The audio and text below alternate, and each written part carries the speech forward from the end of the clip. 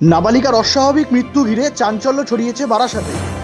মৃতদেহ উদ্ধার করতে এসে উত্তেজিত জনতার মুখে পুলিশ। পরিবারের দাবি, নাবালিকাকে ধর্ষণ করে গলায় ফাঁস দিয়ে মেরে ফেলেছে রাজ্জাক ডাক্তার।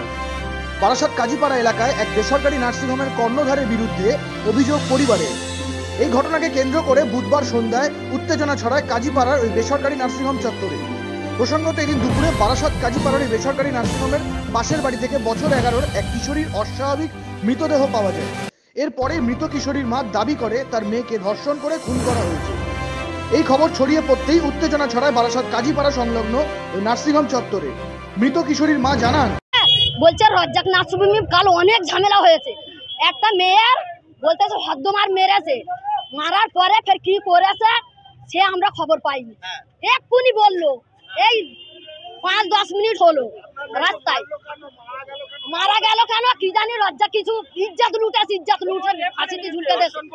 রেপ করে, হ্যাঁ রেপ করে মেরেছে ও। রাজ্জাক ডাক্তার, এর আগেও কি এরকম কোনো এর আগে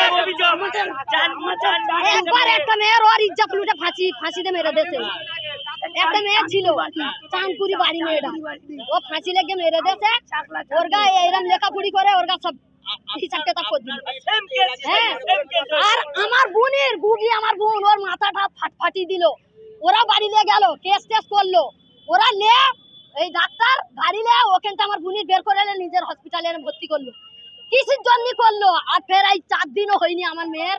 আজকের এই কথাটা আমি শুনতেছি, তো কি জন্য আমি শুনবো?